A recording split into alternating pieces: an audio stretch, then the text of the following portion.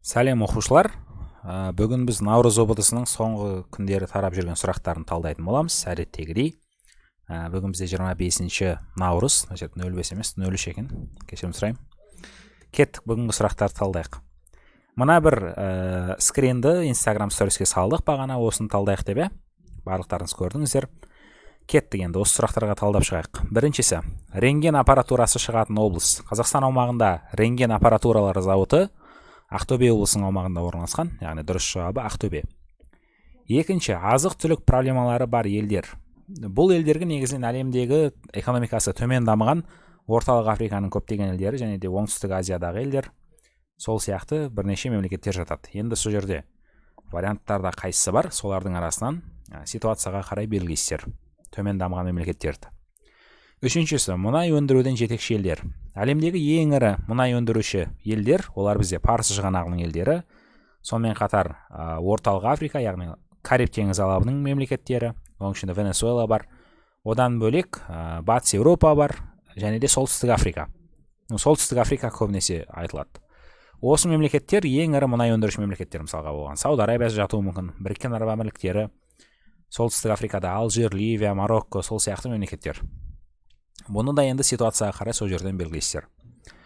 Төртінші, орталық Қазақстандағы кен орындары дейді. Нақты ненің кен орындарын сұрағанын жауаптар қандай екенін білмеймін, бірақ Қазақстан аумағындағы ең танымал орталық Қазақстанның кен орындарын жазып қойдым мына жерге міне. Ол марганецтің кен орындары Атасу, Жезді, мыстың ірі кен орындары Қоңырат, Саяқ, Бозшакөл, Жезқазған, алтынның ірі кен орындары орталық Қазақстанда Степняк, Ақсу, Майқайың және полиметалдың ірі кен орындары Қызылеспе, Қасқайғыр. Енді осылардың арасынан қайсысы бар, жауаптарда соны белгілейсіздер. Ары қарай кеттік. Ұлы Қытай жазығы орналасқан өзендер арасы дейді. Мына жерде картасын беріп қойдым дәл осы жердің. Ұлы Қытай жазығы міне жасыл түспен берілген аймақтар, ойпаттар. Янцзы мен Хуанхэ өзендерінің аралығында орналасқан. Алтыншы сұрақ. Атырау мен Оралды байланыстыратын өзен. Ол бізде Қазақстанның батыс бөлігіндегі Каспий теңізі алабына жататын Жайық өзені. Осы екі қаланы байланыстырады. Келесі сұрақ. Масштабтың түрлері дейді. Так, масштабтың бізде берілуіне байланысты үш түрі бар. Ол бізде сандық, атаулық және сызықтық. Сандық масштаб дегеніміз бөлшек сан түрінде беріледі. Мысалға, бір бөлінген 1000, бір бөлінген 100 000, бір бөлінген 1 миллион.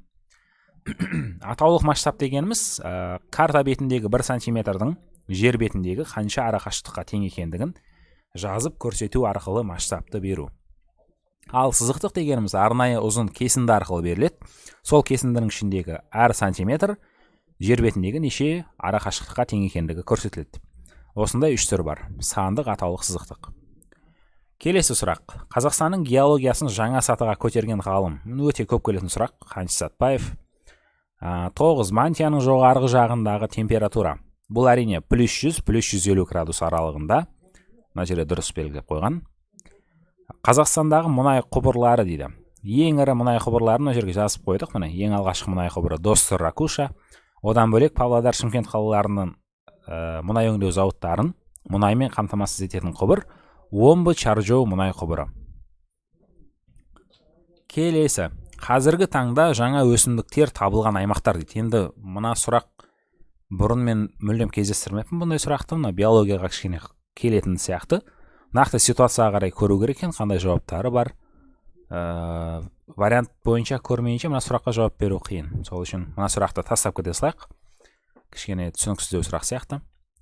12. Солтүстік ормандардағы ағаштар дейді. Жалпы орман белдеулері әлемде ол екеу, солтүстік орман белдеуі және де оңтүстік орман белдеуі. Соның ішінде солтүстік орман белдеуінде бізде қылқан жапырақты ағаштар өседі, ал оңтүстік орман белдеуінде жалпақ жапырақты ағаштар. Одан кейінгі сұрақ. Так, Қазақстандағы Аласа тау дейді.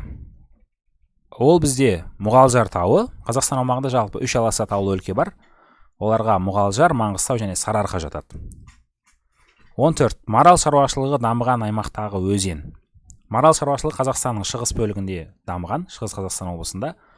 Шығыс бөліктегі өзен ол бізде ең ірі өзеніміз Ертіс өзені. Және де контекст дейді. Ядролық қаруға байланысты мәтін. Екі сұрақты жазып есінде қалған. Дүние жүзінде ядролық қарудан ең бірінші бас тартқан ел. Бұл бізде Оңтүстік Африка Республикасы 1989 жылы тарихта ең алғашқы рет ядролық қарудан өз еркімен бас тартты. Екіншісі ядролық қаруға байланысты ұйым МАГАТЭ деп жазып қойыпты. Енді МАГАТЭ ұйымына байланысты қысқаша ақпарат беріп кетейін. МАГАТЭ ұйымы бізде 1957 жылы құрылды. Негізгі ұйымның құрылу мақсаты ядролық энергетиканы тек қана бейбіт мақсатта қолданылуын қамтамасыз ету. Яғни атом бомбасын әскери мақсатта қолдандырмау, тек қана атом электростанцияларында бейбіт мақсатта электр энергиясын алу үшін қолдануды ұйымдастыру. Қазіргі кезде оған 150-ден астам мемлекет мүше. Жалпы әлемдегі бейбітшілікті сақтау үшін өте маңызды ұйымдардың бірі. Келесі, екінші мына жердегі скринға көшейік. Арал теңізін зерттеген араб зерттеушілер дейді. Ибн Фадлан деп белгілеп қойыпты. Негізінен Арал теңізін зерттеген араб зерттеушілеріне 4 ғалым жатады. Ибн Хордадбек, Ибн Рустен, Масуди және Истахри. Тесттерде келетін кезде негізінен осыларды белгілейсіздер. Келесі сұрақ. Канада, Финляндияда кездесетін ағаш түрі. Канада, Финляндиядағы ормандар бізде солтүстік орман белдеуіне жатады. Ал солтүстік орман белдеуіндегі негізгі өсімдіктер олар бізде қылқан жапырақты ағаштар. Оның ішінде шырша, сол сияқты қылқан жапырақты әртүрлі өсімдіктер. Солтүстік Америка ағаштары дейді, секвоя дейді. Дұрыс, секвоя. Жоқ. Дұрыс деп қоям, дұрыс емес. Секвоя емес. Солтүстік Америка ағаштары. Мына сұрақты мен өзім ұмытып қаптым. Че-то. Мынаны кейінірек слайдқа қосып жіберуге тырысам, материалға қосып қоюға. Нақты мына сұрақ толық берілмеген сияқты. Солтүстік Американың нақты қай табиғат зонасына ситуацияға қарай көру керек, варианттарды көру керек. Ол тундра зонасының ағаштары ма, немесе дала зонасының ағаштары ма? Нақты білмейінше жауап беру қиындау кішкене. Келесі сұрақ. Бір түбекте орналасқан мемлекеттер дейді. Испания, Португалия, Норвегия, Швецияны белгілепті. Белгілегендері дұрыс. Испания, Португалия ол бізде Пиреней түбегінде орналасқан бір түбекте. Норвегия, Швеция ол Скандинавия түбегінде орналасқан. Сонымен қатар, мысалға, қай мемлекеттерді айтуға болады бір түбекте орналасқан деп. Мысалы, Үнді Қытай түбегінде орналасқан Таиланд, Камбоджа, Лаос деген сияқты мемлекеттерді айтуға болады. Барлығы Үнді Қытай түбегінде орналасқан. Тағы не айтуға болады? Сол сияқты тағы бір-екі түбек бар, бірнеше мемлекет орналасқан. Жалпы солар, тесттерде осылар белгілейсіздер. Табиғи каучук алынатын ағаш гевея депті. Дұрыс белгілеген, гевея ағашы. Келесі сұрақ. Үнді Европа тіл семиясына жататын халықтар сәйкестендір дейді.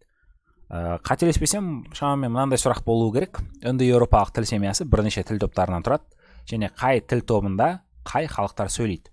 Мына төртеуін сәйкестендіріп көрейік, егер осылардың арасынан біреуі келсе, онда жауап бересіздер. Бірінші герман тіл тобында сөйлейтін халықтар олар бізде ағылшындар, біріншісі В-ға сәйкес келеді. Славян тіл тобында сөйлейтіндер беларустар, 2-ға сәйкес келеді. Роман тіл тобында сөйлейтіндер италиялықтар, итальяндар, және балтық тіл тобында сөйлейтіндер олар латыштар, 3А, 4С-ға сәйкес келеді. Келесі, Қазақстанда көп кездесетін табиғи зона картамен берілген дейді, картамен деп қойыпты. Бұл әрине шөл зонасы Қазақстанның бүкіл территориясының 44% бөлігін алып жатыр. Миклухо Маклай зерттеген халық. Бұл бізде папуастар. Миклухо Маклай жалпы Жаңа Гвинея аралында 12 жыл бойы өмір сүріп, сондағы жергілікті халық папуастардың тұрмыс тіршілігін зерттеді. Жалпы мұхиттық аралдардың зерттелуіне өте көп үлес қосты. Келесісі. Анды тауына сәйкес анықтамалар дейді. Мына өте көп келіп жүрген сұрақтардың бірі 2020-ның базасында. 2 анықтама дұрыс келеді оған. Оңтүстігінде Магеллан пингвиндерді мекендейді деген дұрыс, біріншісі. Екінші дұрыс жауап бар, ол кондор мен лама осы Анды тауларының символы. 2 жануар сонда мекендейтін. Кондор мен лама. Екінші дұрыс тұжырым сол. Солтүстік пен шығыс арасындағы азимут дейді. Солтүстік бағыт көкжиектің тұсы 0 градусқа сәйкес келеді. Шығыс бағыт 90 градусқа сәйкес келеді. Екеуінің арасы 0 мен 90 градус аралығы. Гаити орналасқан теңіз. Гаити ол орталық Америка аралдарында орналасқан, Кариб теңізінде. Дұрыс жауап жазып қойыпты. Келесісі. Оңтүстік Африкада мекендейтін халық монголоид келбеті, шашы салалы ерні дейді. Оңтүстік Африкада мекендейтін ежелгі тайпалар олар бізде бушмендер мен гатентоттар. Сырт келбеті монголоидтықтарға ұқсас келеді, беттері жалпақ, мұрны тәмпіш, беттері жалпақ, мұрны тәмпіш, және көздері қысыңқы. Жалпы бушмендер мен гатентоттардың сырт келбетінің негізгі ерекшеліктері сондай. Монголоидтық нәсілге өте ұқсас болып келеді. Так, осымен бізде бүгінгі нұсқа талдауымыз аяқталды. Бүгінгі шыққан сұрақтарды. Егер видео талдауымыз ұнаса, онда басқа да достарыңызға жіберіп, барлықтарына таратыңыздар. Наурыз ОБТ-сына жақсы дайындықпен кіріп, жоғарғы балл жинай беріңіздер. Барлықтарыңызға сәттілік.